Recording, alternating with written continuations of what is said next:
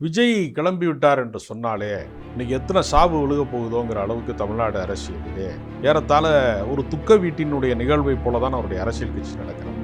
முதல் மாநாட்டிலே 3 பேர் செத்தான் விக்கிரவாண்டியில.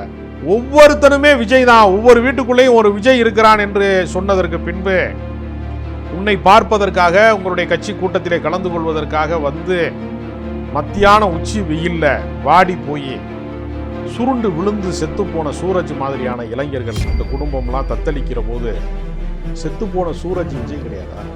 ஒவ்வொருத்தனும் விஜய் தான் சொல்றீல்ல. அப்ப விஜய் செத்து விட்டான் என்று நீங்கள் பதறினீர்களா? அவன் உடம்ப வச்சுக்கிட்டு ரோட்ல வச்சு போராடக்கூடிய நிலைமைக்கு ஆளாக்கி ஊடக வெளிச்சம் பெற்றதற்கு பின்பு அசிங்கமா போயிருமேங்கிற ஒரு நிலைமை வந்ததற்கு பின்னாடி போனா போதுன்னு ஒரு 5 லட்சம் ரூபாய் கொடுத்துட்டு போறீங்க. உச்சி வெயில்ல மத்தியானத்துல எந்த முட்டாளாவது கட்சி கூட்டம் நடத்திருக்கான அது வரைக்கும்? அப்ப ஜோசியக்காரன் சொன்னாங்கிறதுனால நீ இப்படி செய்கிறாய் என்று தகவல்கள் வருகிறது. நீ மத்தியானம் போய் உச்சி வெயில்ல எவனையாவது கொண்டாதான் நீ முதலமைச்சர் ஆக முடியும்னு ஜோசியக்காரன் சொன்னானான்னு தெரியல. ட்ரெண்ட் செட்டை மாத்திரான்னு பார்க்கலாம். தொடர்ச்சியாக மாத்திட்டு வராரு. கிடையாது. அரசியல் பிரச்சாரங்களும் வருங்காலங்கள்ல வீடியோ கால் மூலமாக வரக்கூடிய அளவுக்கு மாத்திரம். அவர் ஷூட்டிங் ஸ்பாட்டுக்கு போனாரா, போகாம இருந்தாரா? நடனம் ஆடுகிற காட்சியெல்லாம் வந்து நீங்க அவரே நேரடியா போனாரா, கிராபிக்ஸ் பண்ணாங்களா?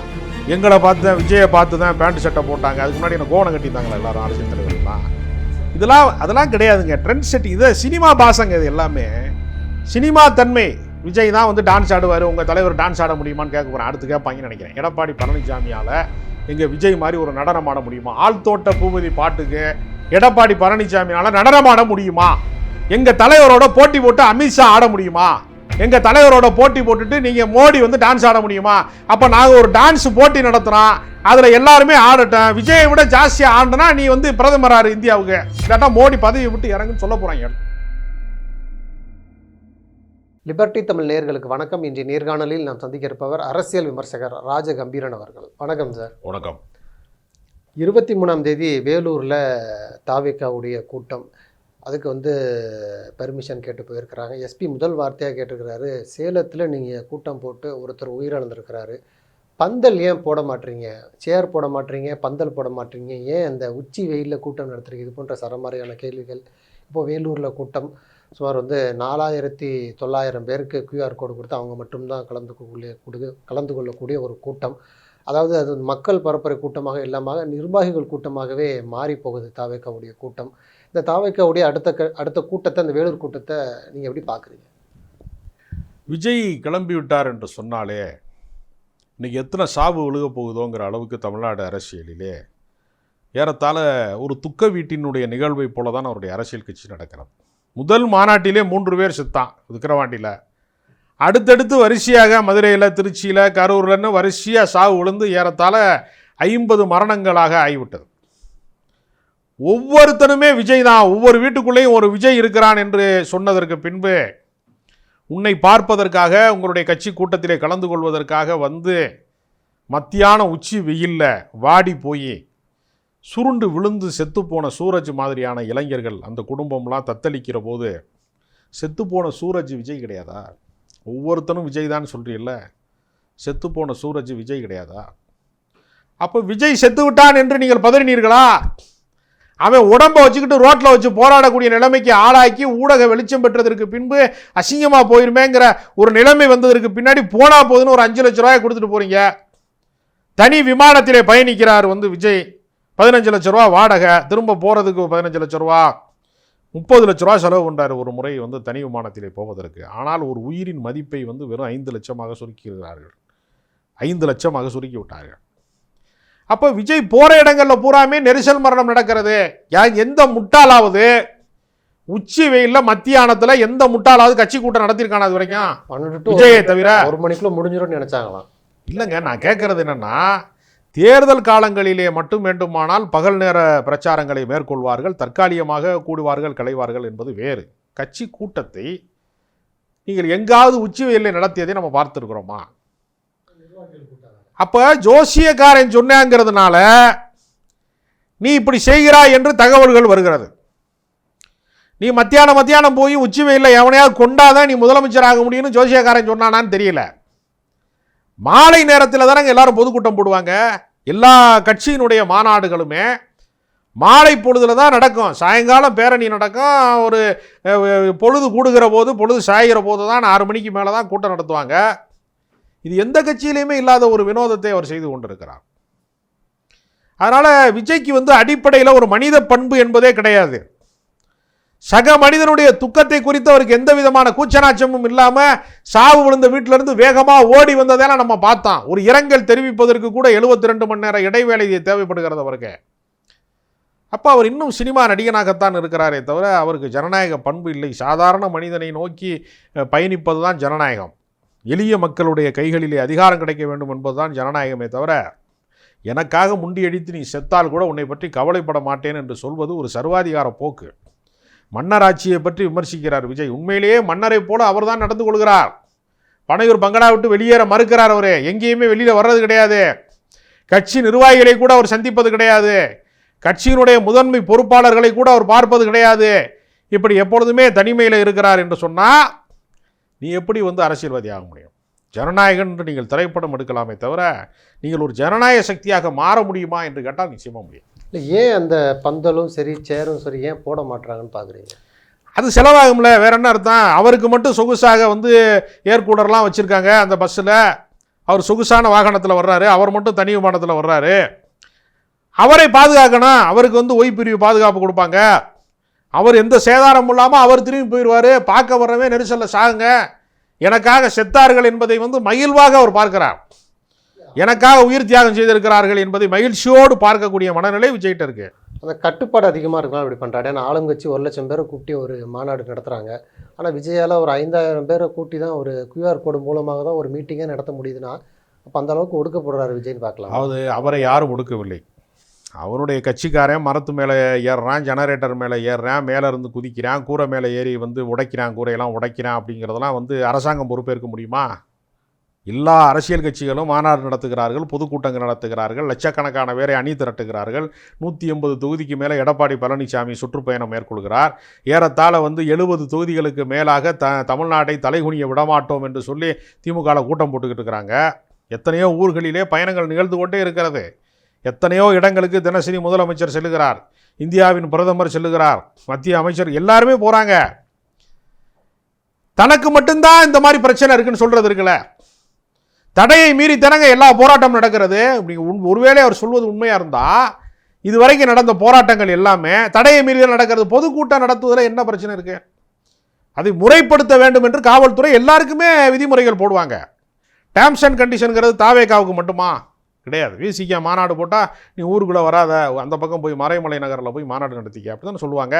ஆர்ப்பாட்டம் நடத்துறதுக்கு அனுமதி கேட்டால் வள்ளூர் கோட்டம் பின்னாடி போய் நின்று கற்றுக்க தான் சொல்லுவாங்க. போக்குவரத்து நெரிசல் ஏற்படும் என்று பொது இடங்களிலே பல இடங்களை தரமாட்டார்கள். பீச்சில் கூட்டம் போடுறதுக்கு அனுமதி தருவாங்களா? தரமாட்டாங்க. அது எல்லா கட்சிக்கும் பொதுவான விதி. அது அதையெல்லாம் காரணம் இல்லை. இவர்களுடைய ஒழுங்கின்மை, இவர்களுடைய அத்துமீறல், அடாவடித்தனத்திற்கு அவர்கள் அரசாங்கத்தின் மீது பழி போடுறான். அப்படி தான் நம்ம பார்க்க வேண்டியிருக்கிறது. இப்போது 2026 தேர்தலில் 234 தொகுதிகளும் விஜயால் போக முடியாதுங்கிற காரணத்தினால வீடியோ கால் மூலமாக அந்த வீடியோ வெளியீட்டின் மூலமாக பிரச்சாரம் மேற்கொள்ளலாம் அப்படிங்கிற ஒரு திட்டம் இருக்கிறதா கூட சொல்கிறாங்க. அது எப்படி பார்க்குறீங்க அந்த திட்டத்தை?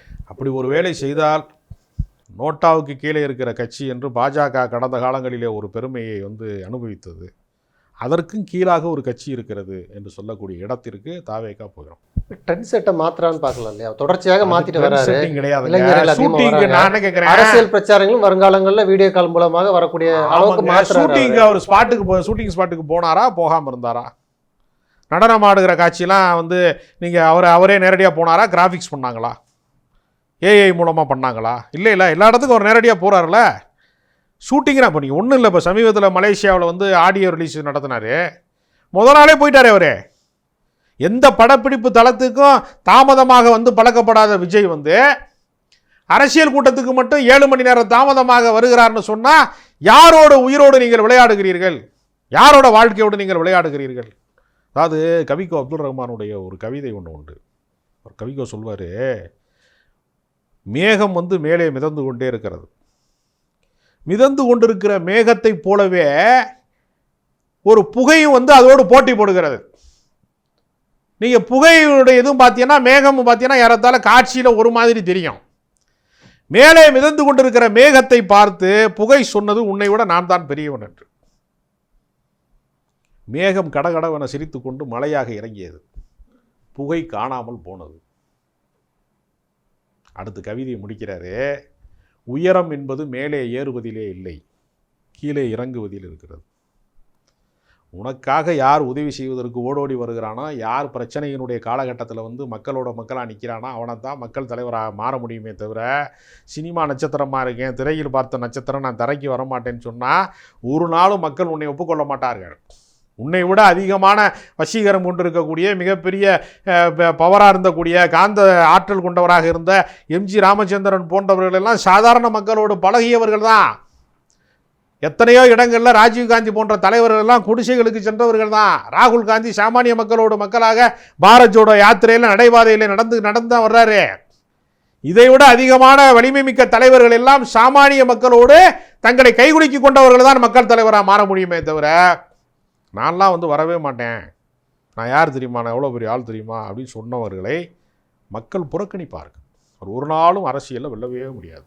இல்லை, அந்த அரசியல் வந்து முன்பு இருந்த அரசியல் வேறு, இப்போ இருக்கிற அரசியல் வேறு. இப்போ வந்து ஜென்சி இளைஞர்கள் இருக்கிறாங்க. அதனால் வந்து விஜயுடைய அரசியல் இப்போ உள்ள இளைஞர்களுக்கு, இப்போ உள்ள மக்களுக்கு வந்து எளிதில் புரியும்படியாக இருக்கும்னு. அப்படிலாம் ஒன்றுமே இல்லைங்க. அதாவது தகவல் தொழில்நுட்பம் வளர்கிறது என்பதனாலேயே வாட்ஸ்அப்பில் கல்யாண பத்திரிக்கை அனுப்புகிறான், விஜய் வாழ்த்துக்கள்னு நான் மறுபடியும் வாட்ஸ்அப்பில் அனுப்பிட்டா கல்யாணத்துக்கு போனதா கருதி கொள்வார்களா?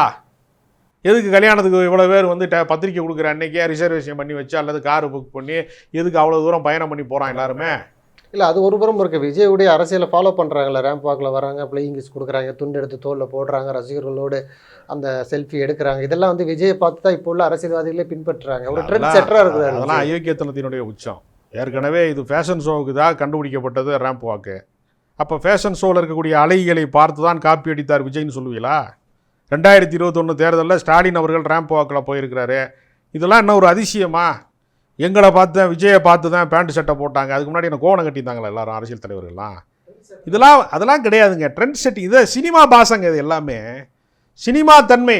விஜய் தான் வந்து டான்ஸ் ஆடுவார், உங்கள் தலைவர் டான்ஸ் ஆட முடியுமான்னு கேட்க போகிறேன். அடுத்து கேட்பாங்கன்னு நினைக்கிறேன். எடப்பாடி பழனிசாமியால் எங்கள் விஜய் மாதிரி ஒரு நடனம் ஆட முடியுமா? ஆள் தோட்ட பூபதி பாட்டுக்கு எடப்பாடி பழனிசாமியால் நடனம் ஆட முடியுமா? எங்கள் தலைவரோட போட்டி போட்டு அமித்ஷா ஆட முடியுமா? எங்கள் தலைவரோட போட்டி போட்டுட்டு நீங்கள் மோடி வந்து டான்ஸ் ஆட முடியுமா? அப்போ நாங்கள் ஒரு டான்ஸ் போட்டி நடத்துகிறோம், அதில் எல்லாருமே ஆடட்டும். விஜயை விட ஜாஸ்தியாக ஆடினா நீ வந்து பிரதமராரு இந்தியாவுக்கு, இல்லாட்டா மோடி பதவியை விட்டு இறங்குன்னு சொல்ல போகிறாங்க. இன்ஸ்டாகிராமில் மட்டுமே எலெக்ஷன் நடத்தினா மட்டும்தான் விஜய் முதலமைச்சராக முடியுமே தவிர, அதை நீங்கள் ஃபேஸ்புக்கில் நடத்தினா கூட ஒரு ஃபெயிலியர் ஆயிடுவார். தாவேக்கு அந்த கூட்டணி குறித்து பேசும்பொழுது ஆட்சி அதிகாரத்தில் பங்குனார், யாருமே கூட்டணிக்கு போகலை. இவர் வருவார் அவர் வருவார்னு சொல்லி அவருடைய நிர்வாகிகள்லாம் பேசினாங்க, யாருமே போகலை. இப்போ தேமுதிகவும் இங்கே வந்துட்டாங்க. தாவேக்காவுடைய அந்த அலுவலகத்தில் அந்த விருப்ப மனு கடைசி நாளில் கூட யாருமே வாங்குறதுக்கு ஆர்வம் காட்டல, திரும்பி வரல, வெறிச்சோடி கிடந்துச்சு. இந்த தேர்தலில் கூட்டணி இல்லாமல் எப்படி சந்திப்பாங்கன்னு பார்க்குறீங்க? ஏன்னா யாருமே வரல கூட்டணிக்கு, விருப்ப மனு வாங்குறதுக்கு கூட ஆள் இல்லை அப்படிங்கிற ஒரு சூழலில் இருக்குது. அது எப்படி பார்க்குறீங்க? தாவேகா என்பதை ஒரு அரசியல் கட்சியாக வந்து எந்த அரசியல் கட்சியும் கருதலாம். சிறிய கட்சிகள் நடத்துகிறவர்கள், தமிழ்நாட்டில் லெட்டர் பேடு கட்சி நடத்துகிறவங்க யாராவது, அவர்கள் கூட அந்த பக்கம் போகவே இல்லை. ஒடுக்கப்பட்ட இயக்கங்களாக இருக்கக்கூடியவர்கள் வந்து ஒரு கிருஷ்ணசாமி மாதிரி இருக்கக்கூடியவர்கள், புதிய தமிழகம் மாதிரி கட்சி, ஜான் பாண்டிய மாதிரி கட்சி கூட அந்த பக்கம் போகவே இல்லை. யாருமே போகலை. இந்த பூச்சாண்டி வர்றேன், நீ சாப்பிட்லன்னா அவ்வளோதான், பூச்சாண்டிகிட்ட பிடிச்சி கொடுத்துருவேன் அப்படின்னு குழந்தைய மிரட்டுவாங்கல்ல, அது மாதிரி என்ன பண்ணிட்டாங்கன்னா காங்கிரஸ்காரன் கூட தாவேகாவை காமிச்சு பேரந்தான் பேசுறானே தவிர திமுக கூட்டணி விட்டு யாரும் போல. இன்னும் முடிவாகல இல்லை, சொல்றாங்க அதெல்லாம் கிடையாது. தேசிய கட்சிகளும் மாநிலத்துக்கு வர வாய்ப்பு இருக்கு. எந்த தேசிய கட்சியும் வராது. இது ஆம் ஆத்மியை சொல்றாரான்னு எனக்கு தெரியல, அதுவும் தேசிய கட்சி தான். அப்படிலாம் எதுவுமே கிடையாது. பனையூர் பங்களா பக்கம் யாருமே எந்த அரசியல் கட்சியுமே போகல. தனிநபர்களாக இருக்கக்கூடிய செங்கோட்டையன், நாஞ்சில் சம்பத் மாதிரி தனிநபர்கள் தான் போயிருக்கிறார்களே தவிர ஒரு இயக்கமாக யாரும் போய் அங்கே வந்து இணையவே இல்லை. பதில் சொல்லிட்டாரு, மக்களை நம்பி நாங்கள் இருக்கிறோம், மக்களோட தான் கூட்டணி. மக்களுக்கு தெரியுங்க. நீங்கள் சாதாரண கவுன்சிலராக இருக்கிறவர் கூட மக்கள் பணியில் வந்து அவர் எவ்வளோ தூரம் இன்வால்வ் ஆகுறாருங்கிறத வச்சு தான் அவர் அடுத்த முறை கவுன்சிலராக முடியும். ஒரு லோக்கலில் இருக்கக்கூடிய ஒரு கட்சியினுடைய ஒன்றிய செயலாளர் நடுராத்திரி 12 மணிக்கு ஒருத்தனை போலீஸ் பிடிச்சி வச்சுருக்குங்க, நீங்கள் வந்து வந்தால் தாங்க விடுவாங்க, என்னை வந்து பிரச்சனை பண்ணுறாங்கன்னு சொன்னால் 12 மணிக்கு பைக் எடுத்துகிட்டு வந்து ஒரு ஒன்றிய செயலாளர் சண்டை போட்டு போலீஸ்காரன்ட்ட நான் காலையில் என்ன நாள் காலையில் பேசிக்கிறோம், ஏன் ஆள் நான் பொறுப்பு அப்படின்னு சொன்னாதான் அந்த பகுதியில் ஒரு செல்வாக்கு மிக்கவராக கருதப்படுவார். களப்பணி செய்யாதவர்கள் கருத்தியலாக நிற்காதவர்கள் யாருமே அரசியலில் நீண்ட தூர பயணம் செய்யவே முடியாது என்பதற்கு விஜய் ஒரு உதாரணம். இந்த 2026 தேர்தலோட இந்த 2 மாத காலத்திற்குள்ள விஜய் என்கிற பிம்பம் கலைந்து விடும். இந்த மாய பிம்பம் கலைக்கப்பட்டுரும். டிடிவி தினகரனுக்கு வராத கூட்டமா? எவ்வளோ பெரிய மாநாடு மாதிரியான கூட்டம் வந்துச்சு. வைகோ கட்சி ஆரம்பிக்கும் போது வராத கூட்டமா? கள்ளக்குறிச்சிக்கு கல்யாணத்துக்கு ஏஆர் முருகதாஸ் கல்யாணத்துக்கு விஜயகாந்த் போகிற போது வழி எங்கும் திரளாத கூட்டமா? எம்ஜிஆருக்கு வராத கூட்டமா? எத்தனையோ பேர் இதை விட பெரிய பிரம்மாண்டமான கூட்டங்களையெல்லாம் தமிழ்நாடு பார்த்துருக்கிறது. அதையெல்லாம் வைத்து கொண்டு அரசியல் செய்ய முடியாது. அதான் உலகநாயகன் கமலஹாசன் சொன்னார், ரசிகர்கள் வேறு வாக்காளர்கள் வேறு.